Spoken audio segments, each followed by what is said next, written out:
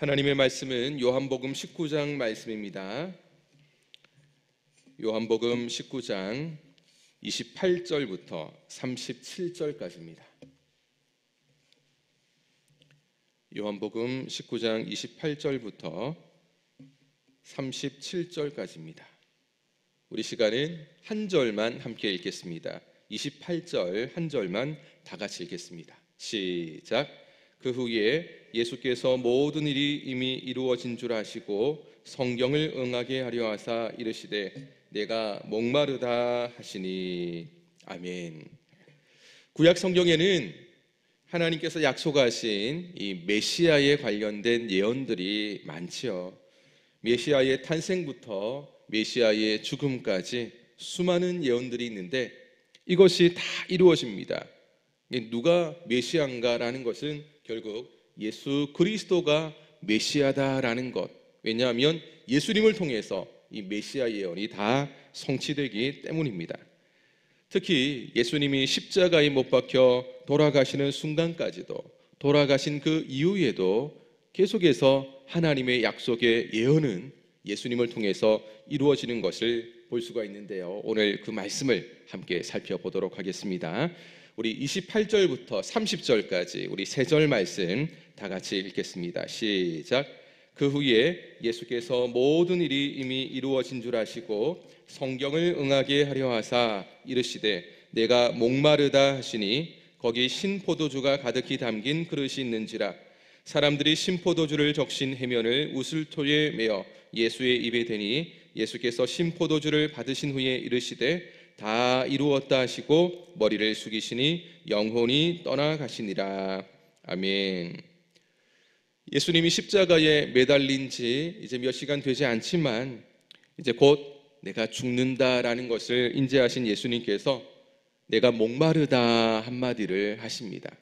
그런데 요한복음의 저자 요한은 목마르다라는 이 말을 하신 것은 성경을 응하게 하기 위함이었다는 것을 함께 기록을 하고 있습니다.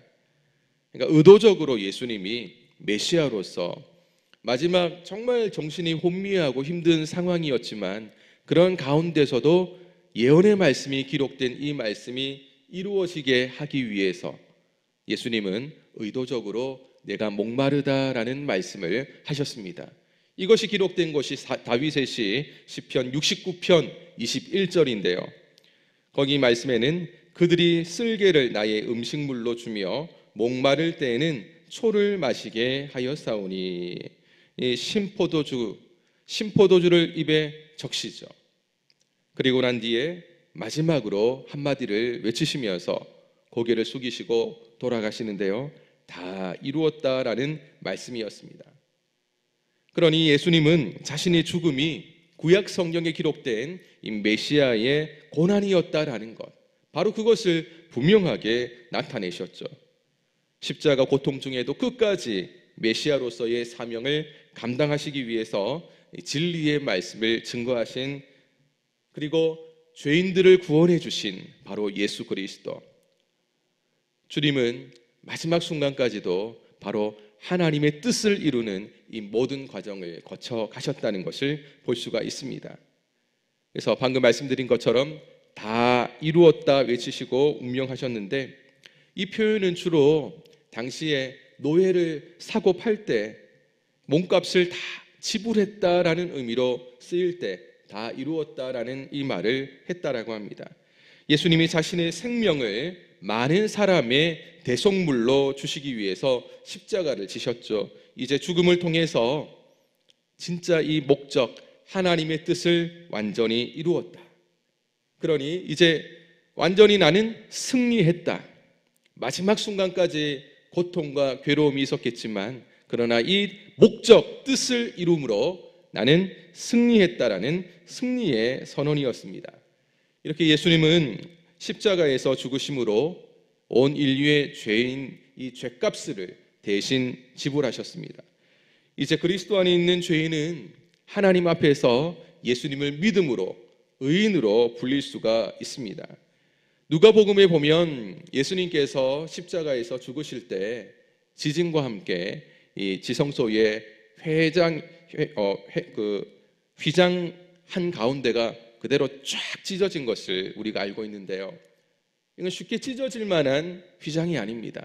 그럼에도 불구하고 지성소 그 안에 무엇이 있을지 보통 사람들은 알 수 없는 바로 그 휘장이 쫙 갈라졌다라는 것은 그 순간 누구든지 그 지성소의 모든 것을 볼 수 있게 된 거죠. 다시 말해서 죄인들은 얼씬도 할 수 없는 그런 공간이었지만 바로 그 공간을 죄인이든 누구든 그것을 보고 그것을 직접 하나님 앞에 나아갈 수 있는 그런 계기가 바로 예수님을 통해서 이루어졌다는 것을 보게 되어집니다.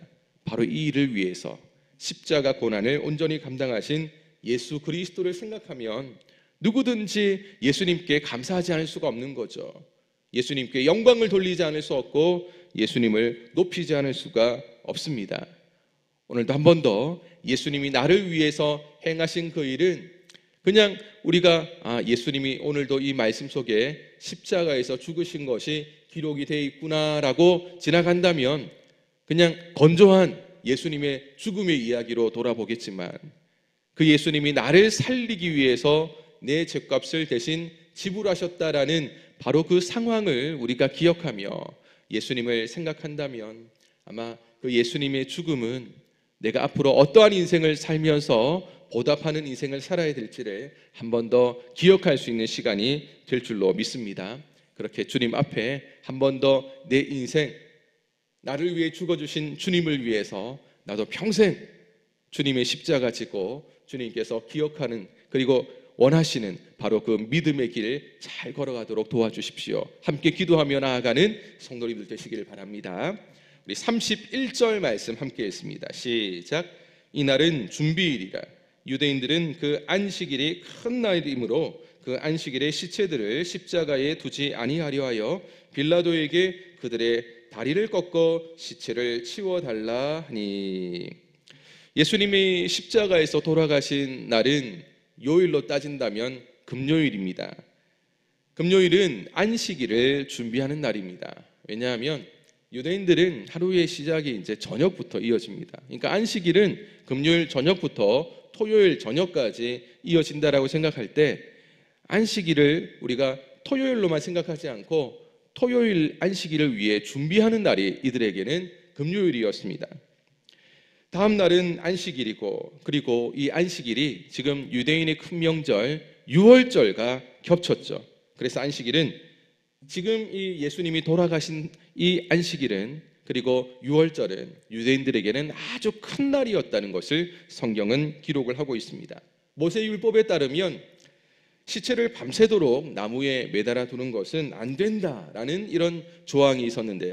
유대인들은 안식일 날 혹시 이 예수의 시체가 나무에 달려 있다, 이거는 스스로에게 이 부정을 의미하는 것이기 때문에 빨리 이 율법을 말하기 위해서 율법에 대한 잘못을 범하지 않기 위해서 예수님의 시체를 빨리 십자가에서 내려야 했습니다. 그래서 유대인들은 빌라도에게 찾아가서 시체를 좀 치워주십시오, 좀 빨리 치워달라고 부탁을 하는데 근데 이 다리를 꺾어달라고 요구를 했습니다. 다리를 꺾어달라. 다시 말해서 당시 십자가에 달린 이 죄수가 죽었는지 확인할 때 아직 생명이 붙어 있으면 다리를 꺾어버리면 빨리 죽습니다. 왜냐하면 이제 십자가에 매달려 있을 때 이제 힘이 빠지면 점점 어떻습니까? 몸이 아래로 축 처집니다. 그럼 이제 이 몸이 압박을 받으면서 죽게 되는데 죽지 않기 위해서 죄인은 다리에 힘을 가지고 버티는 거죠. 그런데 다리를 꺾어버리면 힘을 지탱할 수가 없는 겁니다. 그러면 몸이 그대로 아래로 축 처지면서 압박을 받아서 죽게 되어집니다. 이 유대인들은 예수님이 혹시나 죽지 않았다면 빨리 죽고 시체를 내리기 위해서 다리를 꺾어달라는 요구까지 했습니다. 자, 그럼 어떻게 되는지 32절부터 35절까지 4절을 같이 읽습니다. 시작. 군인들이 가서 예수와 함께 못 박힌 첫째 사람과 또 다른 그 사람의 다리를 꺾고 예수께 이르러서는 이미 죽으신 것을 보고 다리를 꺾지 아니하고 그중 한 군인이 창으로 옆구리를 찌르니 곧 피와 물이 나오더라. 이를 본 자가 증언하였으니 그 증언이 참이라. 그가 자기의 말하는 것이 참인 줄 알고 너희로 믿게 하려 함이니라. 아멘. 예수님의 시신은 이미 군인들이 볼 때도 죽었습니다. 예수님 좌우에 달린 이 시체들은 다리를 꺾었지만 군인들이 예수님은 이미 죽었다는 것을 확인했기 때문에 다리를 꺾지는 않았습니다. 대신에 옆구리를 창으로 찔러서 확인을 했죠. 성경은 피와 물이 나왔다라고 증거하고 있습니다. 이미 심장이 멈추어 가지고요, 혈구와 혈장이 다 분리되었다는 것을 보여주는 하나의 증거라고 볼 수가 있습니다. 또 35절에서는 요한이 이를 본 자가 증언하였으니 그 증언이 참이라라고 말씀을 하는데요. 다른 제자들은 잘 모르겠지만 사도 요한은 그 자리에 있었죠. 신실한 믿음의 여인들과 함께 요한은 그 자리에서 예수님의 십자가에 달리신 모습을 계속 지켜보고 있었습니다. 요한은 두 눈으로 똑똑히 보았기 때문에 이것은 분명한 참이다라는 것, 진실이다라는 것, 다시 말해 증언한다는 것, 증거한다는 것은요, 보지 못한 사람들에게 본 그 사람이 한마디 말을 통해 가지고 믿게 하기 위해서죠. 요한이 이 말을 한 것은 모든 것은 꾸며낸 것이 아니라 실제로 일어난 일이다, 참이다라는 것을 강조하기 위해서 요한은 이 말씀을 기록하고 있습니다. 이제 마지막으로 36절과 37절 같이 읽습니다. 시작. 이 일이 일어난 것은 그 뼈가 하나도 꺾이지 아니하리라 한 성경을 응하게 하려 함이라. 또 다른 성경에 그들이 그 찌른 자를 보리라 하였느니라. 아멘. 요한은 마지막 순간까지도 예수님의 이 죽음을 통해서 구약의 메시아 예언이 이루어진 것을 말씀하고 있는데요, 다리가 꺾이지 않은 것, 예수님의 다리가 꺾이지 않은 것도 성경에 기록이 되어 있습니다. 시편 34편 20절에 그의 모든 뼈를 보호하시며 그 중에서 하나도 꺾이지 아니하도다. 바로 이 말씀이 이루어졌음을 말씀합니다. 그리고 예수님이 창으로 옆구리를 찔리신 것에 대해서는 스가랴 12장 10절 말씀에 보면 그들이 그 찌른 바 그를 바라보고라는 이 말씀, 이 예언의 성취가 이루어졌음을 요한복음의 저자 요한은 기록하고 있습니다. 이처럼 예수님은 십자가에서 고난당하시고 돌아가시는 그 모든 과정에서 일어난 일이 바로 구약 성경에 기록된 메시아의 예언을 이루는 일이었다라는 것, 그러니까 예수 그리스도야말로 진정한 메시아가 맞았다라는 것을 사도 요한은 분명하게 증거하고 있습니다. 예수님을 처형했던 자들은 아마 자기들의 의지대로 시키는 대로 처형했을 뿐입니다. 그러나 하나님은 모든 일을 통해서, 그 모든 과정을 통해서 메시아의 예언의 말씀들이 하나씩 하나씩 이루어지게 하셨다라는 것을 보게 되어집니다. 사도 요한은 이 말씀들을 세세하게 기록을 했습니다. 그래서 예수님의 죽음이 온 인류를 구원하기 위한 하나님의 계획이었고, 이것을 이루신 예수님은 진정한 메시아였음을 강조합니다.